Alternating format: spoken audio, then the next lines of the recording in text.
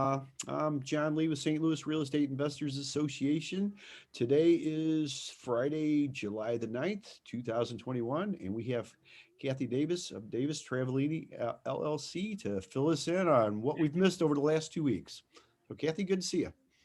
Well, I think we all thought that we were done with eviction moratoriums, but we're not. Everybody knows that it got extended for the month of July. Uh, we still feel like we're mostly in a good place because um, we can do the evictions that are not for non-payment. Um, the ones that are for non-payment, most of our clients are I think trying to work out getting the government assistance. Um, I still have people telling me about just incredible delays in the county that I'm kind of concerned about. Um, I just had a landlord in here a couple days ago who, and I know this is a guy that has good paperwork and that kind of thing, and he said everything's been submitted since the beginning of April, and we keep getting the runaround. Oh, there's a caseworker. Oh, there's this. Oh, there's that. So on the other hand, I do know some people who got money. I spoke to a landlord the other day who already got a substantial sum of money and had only very recently applied through the county. So sometimes it's working, sometimes it's not. I can't figure that out. The Arch City Defenders have filed a suit against our city judge and sheriff um, because they're allowing evictions to go forward. Um, the city judges have been kind of asking us, are the landlord attorneys going to do anything about it? Well, they've taken it up on a writ. I mean, I think if the writ's granted, we might go in as an amicus and put our side of it. But it's interesting because the tenant involved in this writ is someone that everybody has evicted. She's got a long case net history. My daughter evicted her years ago when she was working for me. My son in law has evicted her. Alan Baker has evicted her. I mean, like all the greatest hits of landlord lawyers have evicted this person. And now she doesn't want to pay again, and she wants to say that she's being discriminated against because they won't enforce the moratorium for her. I'm kind of doubtful that this person has even properly applied for the assistance, but we'll see what happens on that. Um, Other than that, everything's humming along. We're having some transition pains getting back to court in person. As you can imagine, summonses went out telling people to appear by WebEx. So those, and the judges are very reluctant to change that in midstream because they think people get confused. And I think they're probably correct. So we're still more or less doing blended dockets, but all of our judges, I think, going forward are having trials in person, which is very much more useful and easy to do. I'm a little worried that we're going to backslide because of this variant and all the new people who are getting sick and, that kind of thing. That's concerning. Um, so let's see, what happens with that. Um, let's see. Um, so far, we haven't heard that the judges are going to be undoing what where we are now. And I think they've all kind of realized that it was easy to stop court, but it's not so easy to start it again in person because of all the notices and everything. I mean, just for those of you who have ever served on a jury or been summoned for jury duty, you get that notice a couple of months in advance to show up. And I think right now they're still not summoning like hundreds of jurors. They're only summoning a certain amount of panels at a time, and it'll take a while to build that back up. So the jury trial backlog is likely to last for a long time, particularly for civil cases. They're going to have to try to get caught up on the criminal ones first, which I totally get. Um, I can't think of anything else that I need to tell you guys. Does anybody have any questions? I appreciated the time off. I totally blew off everything last weekend, so I'm kind of behind now. But but it was a nice break, and yeah, and I'm looking forward to working this weekend to get caught back up. But yeah, we're trying to figure out how we're doing these blended dockets. We're enjoying being back in court in person again. That's uh, that's what's going on. Anybody have any questions? Yes, Kathy, I have a question. Uh-huh. Yeah, in reference to the person, the tenant that you just mentioned, is there um, a bad tenant list so that landlords would be aware? I mean, is there something that is that illegal that to have something in that order? Well, S- I think that people, Mentioning the name of the person. for some reason, I think someone tried to start something like that a while ago, and I don't know if that ever went forward or not. The number one thing that I would suggest that people do when someone's applying with them is immediately check on CaseNet, because that's free, and you can run their name and you can see if they're currently being evicted or if they've been evicted before and that kind of thing. And that's, free and readily available. I will caution you that that should not be the only screening you do. There are tenants who have petitioned the court to have those records sealed, and then they can't be seen by a person looking for it. And they also can change their name slightly and that kind of thing, and cause confusion when you're searching that. But that's a good place to start with first. And I think that the people on this call, your fellow investors, can give you very good advice about screening services and that kind of thing. And I think, given the fact that CaseNet is going to be possibly less reliable going forward because of all these people that are asking to have the security level on their cases raised, you should make sure that if you're not using professional screening, then at least call the last couple of landlords, not the most recent one. And I will tell you something that I do. If I'm involved in a case that's convoluted and we're settling it, and they have representation from like Legal Aid or Arch City or whatever, sometimes, part of our settlement is that my landlord will agree to give a neutral reference going forward. And we will do that sometimes to make it worth it to settle the case. So you might not get the whole scoop from a landlord if they've signed a confidential settlement agreement agreeing to give a neutral reference going forward. So a screener is good, a screener that can access credit bureau reports and find out the extent of a person's transgressions if they have any, and a check of CaseNet are all good things to do. Okay, thank you. Uh-huh. Okay. We did have a couple in the chat here.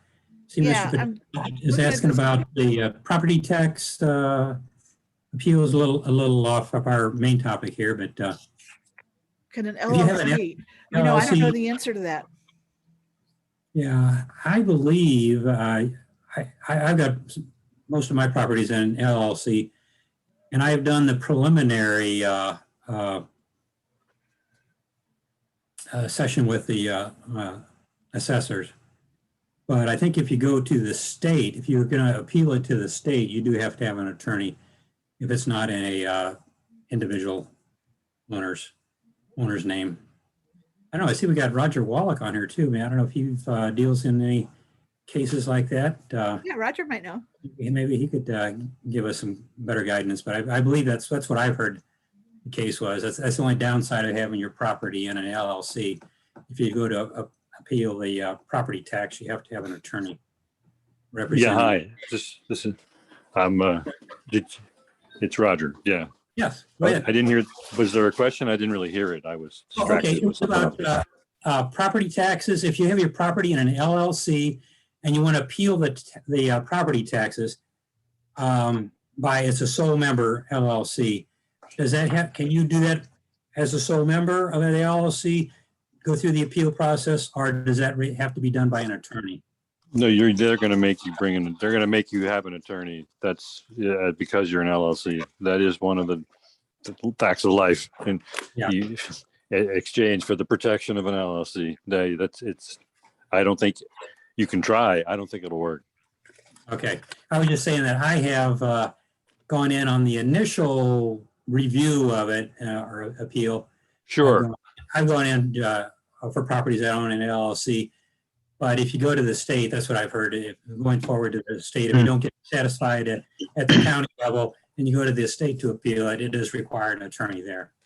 Yeah, no, right. I And mean, yours- the informals, they'll sometimes do, yeah, especially if you're the sole member Right. and you've got proof that that's here. I'm it basically.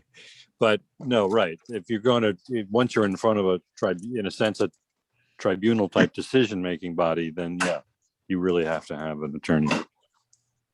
Okay. Okay. If you want to do that, I just use PAR and let them do it all, and they have an attorney when it goes up to the state level, and it's all part of their fee. Who's that? PAR residential. Oh yeah, yeah. Right. No, he's got good. He's good. Mm-hmm. Okay. Yeah, that's another good And I thing. just leave my properties there, and then they tell me when they're going to go get them again. So it's beautiful. It's totally automatic. Yeah, and they let you do it on a share. They share the tax saving or share the saving base with you over a couple of years, right? Yeah, 50-50. Mm-hmm. And it depends on which year you go in. It could be 1 year, could be 2 years, but it's still money in your pocket that you Sure. would have expected to pay. You would have paid otherwise. If you did nothing, you'd have paid Yep. it. So it's better than just to do it and let them take half of the savings. Yep. Rather than not do it at all, and you're paying it, the whole thing.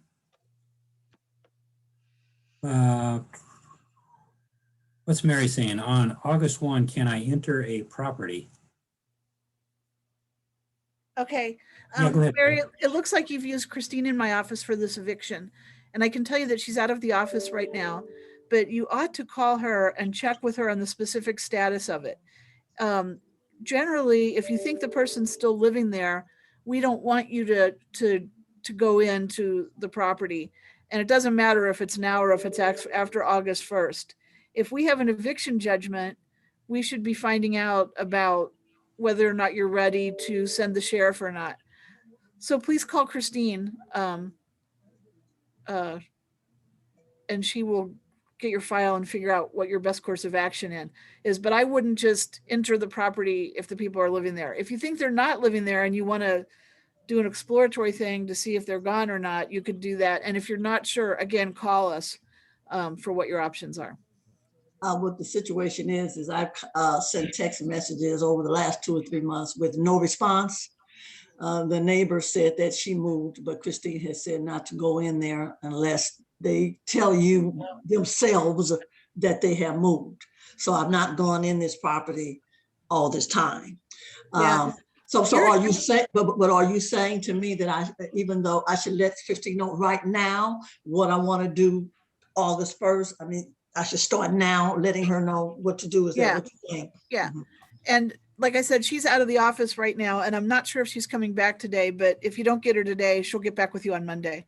Okay. Okay. Because I did get a call. Christine didn't handle this one, but I did get a call from the sheriff about another property, but those people had already moved out. And I was just shocked that I had got the sheriff wanted to know, were you ready for me to go out there? I was surprised because everything's been moving so slow, and not getting any results. So I'm shocked I'm getting some kind of results, even though I didn't need that result.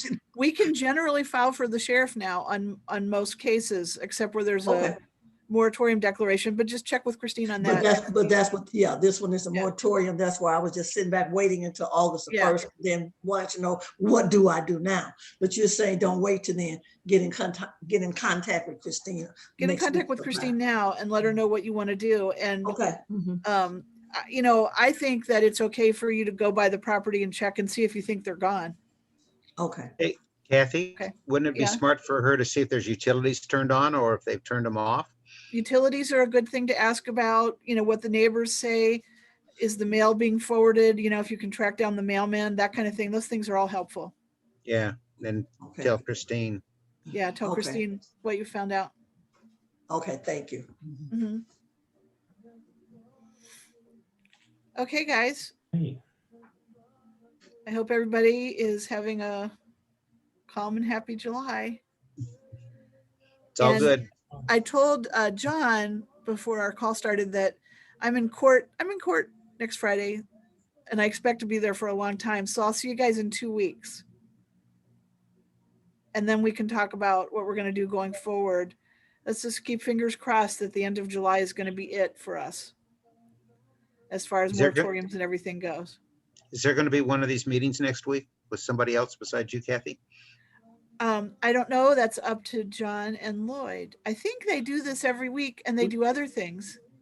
We'll meet next week, but if, yeah, we realize you can't make it, so that'll be fine. But I won't be here. Yeah, I can't Right, be here. right. So, okay, guys, thanks. Thank you, Kathy. Thank you, Kathy. So much Appreciate it. appreciated. Bye.